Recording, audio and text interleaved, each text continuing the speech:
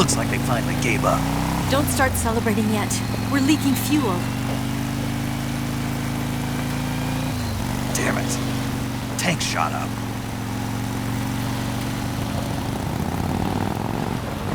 Crap.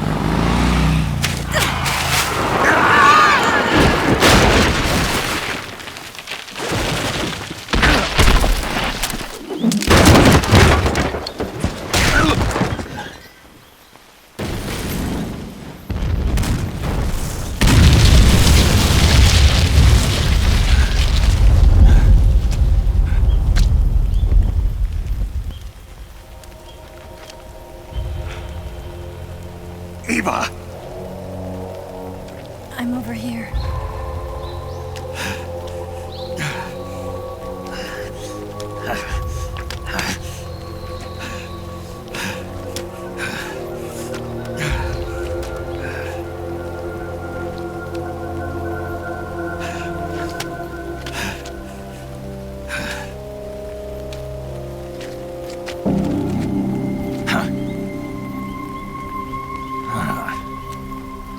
Snake.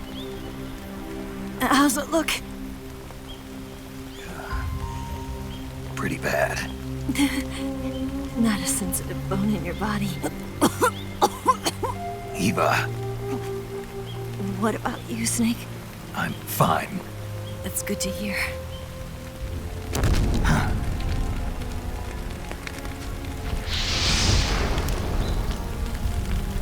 We have to get away from here, Eva. Let's go. Leave me. Eva! The boss is waiting for you. You have to go. Give me a gun. No, we're getting out of here. We're still far away from the lake. I'll never make it. I can't believe this. Uh-huh. I never thought I'd see you act this weak. What do you mean? Listen to me, Eva. We're doing this together. No, you...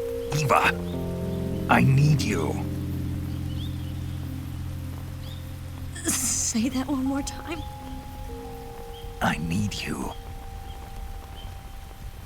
I can't fly the wig by myself.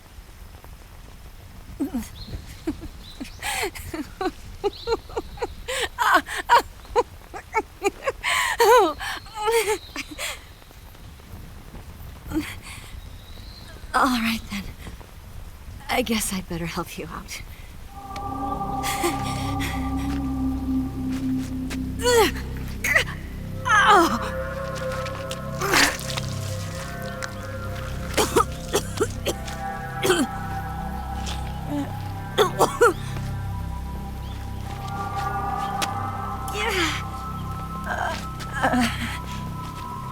You're lucky to have me.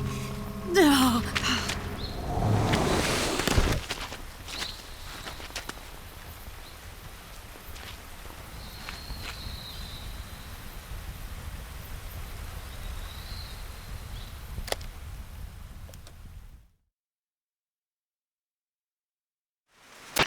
Snake, can you hear me? Paramedic, thank God. Eva's been seriously hurt. So have you. Luckily, I think her organs are all intact, but Calm down, Snake. calm down. You'll both be fine as long as you get the proper emergency treatment. But you're the only one who can do this. Understand? So you've got to calm down. Right. Okay. Okay. Now let's open up the survival viewer and treat the injury. Do you have supplies with you? I'm running kind of short. Then by switching the survival viewer over to Eva, you can treat her wounds too. Now get to work. Oh, and Snake, I'm pretty sure you know this already, but if you don't have enough supplies for the both of you, your wounds come first. Huh? Do you get my meaning, Snake? You've still got a mission to complete. Yeah. I know what I have to do. Snake? Like this.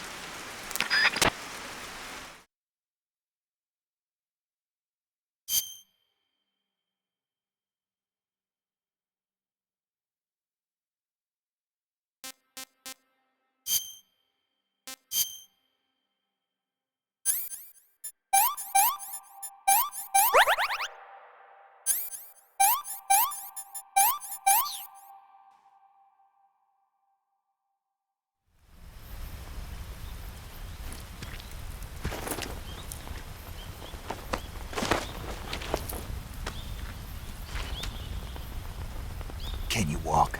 Yeah, I think so.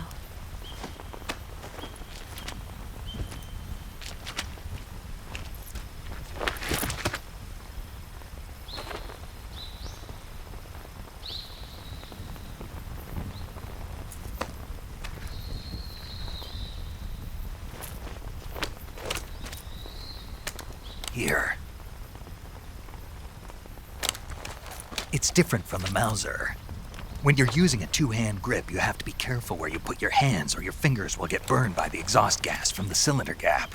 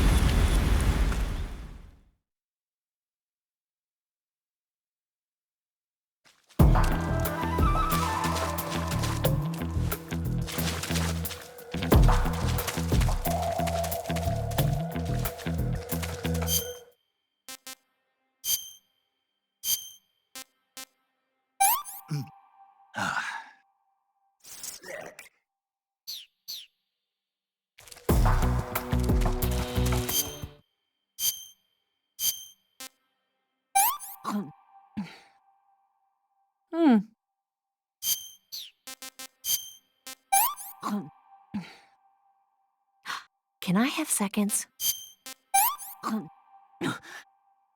This tastes like crap.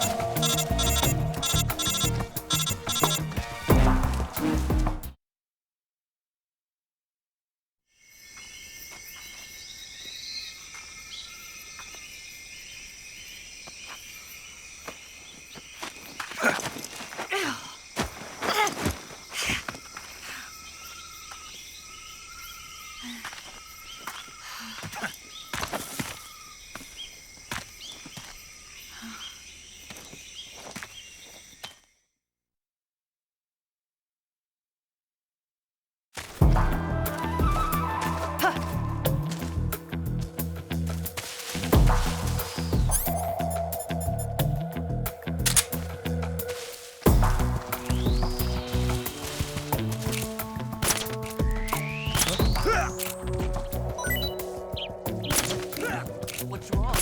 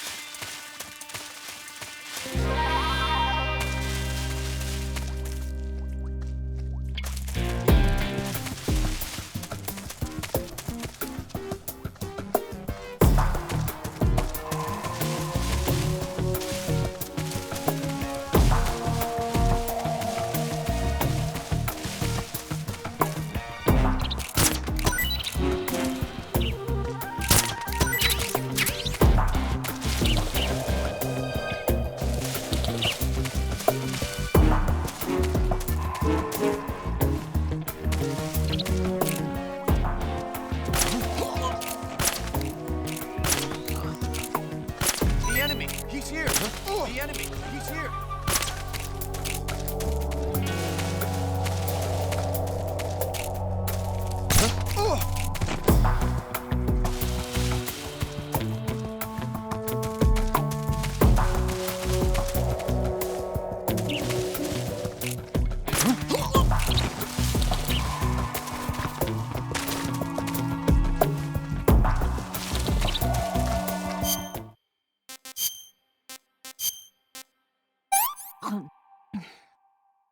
Well, not bad at all.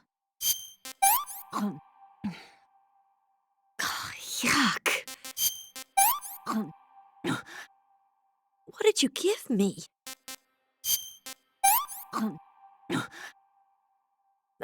No more from me, thanks.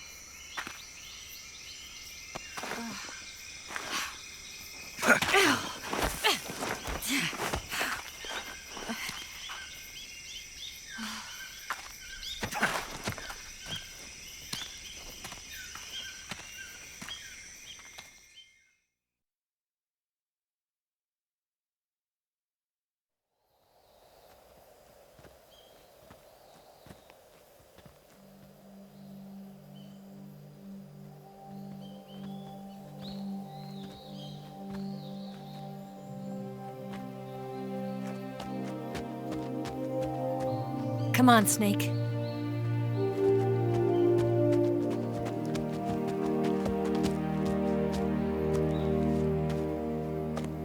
We made it. We made it.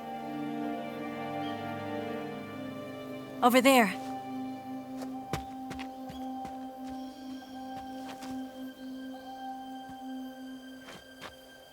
It's the boss, isn't it?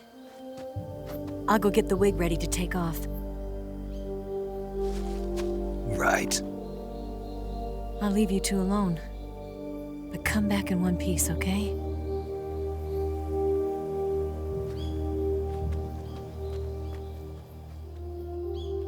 Promise me!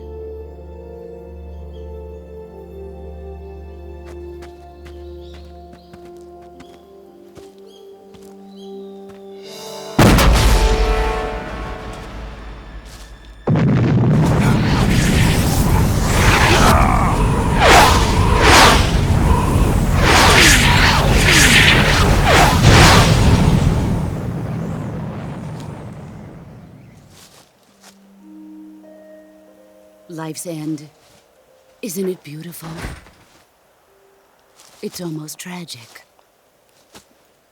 When life ends, it gives off a final lingering aroma. Light is but a farewell gift from the darkness to those on their way to die. I've been waiting, Snake, for a long time. Waiting for your birth, your growth, and the finality of today. Boss.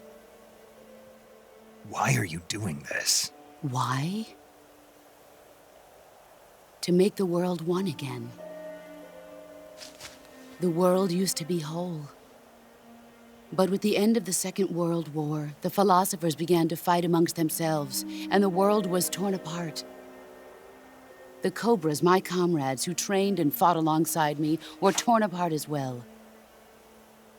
The foibles of politics and the march of time can turn friends into enemies just as easily as the wind changes. Ridiculous, isn't it? Yesterday's ally becomes today's opposition. And this Cold War? Think back. When I was leading the Cobras, America and Russia were fighting together. Now, consider whether America and Russia will still be enemies in the 21st century. Somehow I doubt it.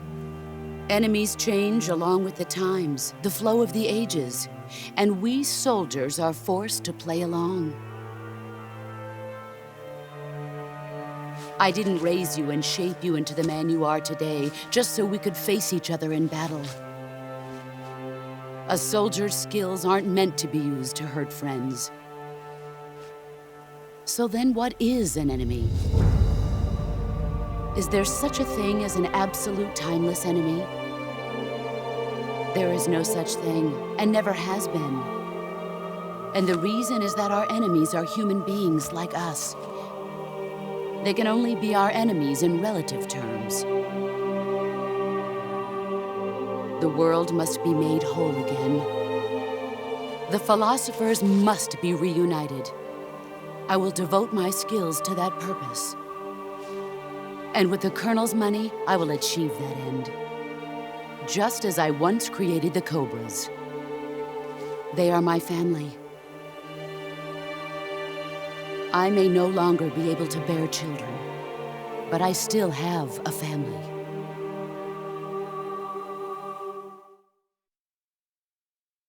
It was November 1st, 1951. I was in the Nevada desert participating in atomic testing. The name Nevada is derived from Spanish, covered in snow, white as snow. And snow is exactly what I saw in that Nevada desert. It froze my blood white. Snake, you were an atomic test subject, weren't you? On Bikini Atoll. That's part of the reason I was drawn to you. You and I are alike. We're both slowly being eaten away by the karma of others. we'll never have the chance to die peacefully of old age. We have no tomorrow. But we can still have hope for the future. In 1960, I saw a vision of the ideal future from space. 3 years earlier, the Soviet Union had succeeded in launching Sputnik, the first man-made satellite in history, into orbit. This came as a huge shock to the United States. In response, America threw everything it had into its own manned spaceflight project, the Mercury program. Even as the Soviets seemed poised to send their first man into space, America was still experimenting with chimpanzees and rockets. The government wanted human data, so they secretly decided to send a human being into space. I was the one they chose. At the time, they didn't have the technology to block out cosmic rays, and whoever they sent up would inevitably be exposed to heavy radiation. That's why they chose me. After all, I'd already been irradiated once. Of course, you won't find any of this in the history books. I could see the planet as it appeared from space. That's when it finally hit me. Space exploration is nothing but another game in the power struggle between the US and the USSR. Politics, economics, the arms race, they're all just arenas for meaningless competition. I'm sure you can see that, but the Earth itself has no boundaries. No East, no West, no Cold War. And the irony of it is, the United States and the Soviet Union are spending billions on their space programs and the missile race, only to arrive at the same conclusion. In the 21st century, everyone will be able to see that we are all just inhabitants of a little celestial body called Earth. A world without communism or capitalism, that is the world I wanted to see. But reality continued to betray me. In 1961, I was sent to Cuba, to Bahia de Cochinos. It was part of a CIA-sponsored invasion under the guise of taking Cuban exiles back to their country. But the US government betrayed them. Our weak-kneed president held back their air support. Defenseless, the exiles were annihilated by the Cuban army. All I could do was watch in silence. I was set up by the very country I'd sacrificed so much for, by the very government I dedicated my life to defending. I was driven from the surface world, and I went underground. Then, 2 years ago, I faced the Sorrow, my old comrade in battle. He was my friend. But one of us had to die. I was left with no choice. The Sorrow gave his life for me. There is no enmity between us. One must live, and one must die. That was the mission. The ones who gave me that mission were the philosophers. Early in the 20th century, the true holders of power in the United States, the Republic of China, and the newly formed Soviet Union gathered together in a secret meeting that would later be known as the Wiseman's Committee. The secret pact they formed there marked the beginning of the philosophers. But the last of the original members died in the 1930s.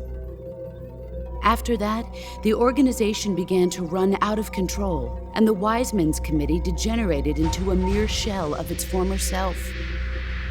The philosophers of today have no sense of good or evil. Their influence extends to countries and organizations involved in every aspect of every war. They have become war itself. That's how they operate. The sacrifices of war cause a shift in the times. This shift leads to renewed conflict, and in turn triggers the next war. Like a nuclear chain reaction, each conflict sparks countless others, forming an endless spiral that will continue on for eternity. Do you understand what I'm saying, Snake? By consuming me and you, the philosophers intend to keep that cycle going forever. It was my father who explained all of this to me. He was one of them. You see, I am the last remaining child of the philosophers. But after he revealed the truth, my father was killed by that same shapeless, formless organization. And my father isn't the only thing the philosophers have taken from me. In June of 1944, the Cobras and I took part in the landing at Normandy. We'd been given a top-secret mission to locate and destroy enemy V-2 rocket installations. I was pregnant at the time. The sorrow was the father. I gave birth on the field of battle. A beautiful baby boy. But my child was snatched away from me by the philosophers.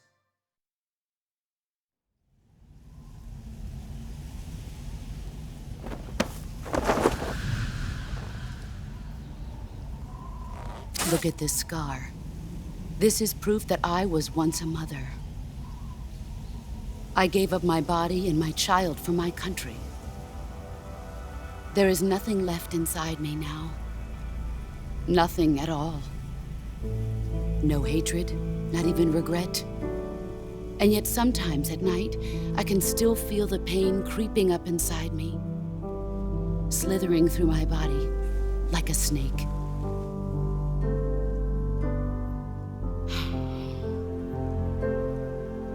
I've never talked this much about myself before. Thanks. Thanks for listening to me.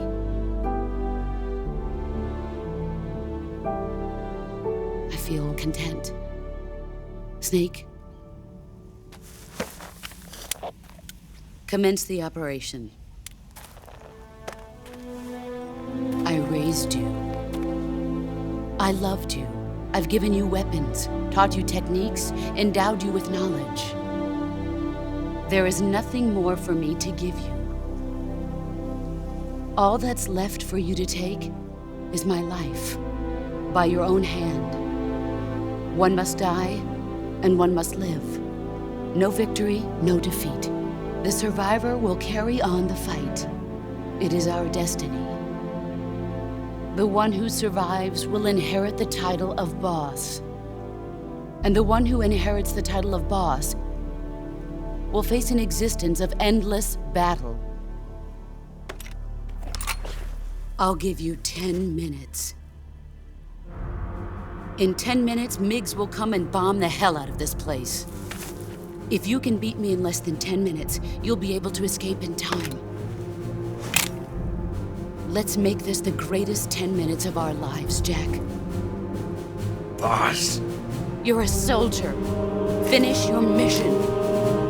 Prove your loyalty. Face me.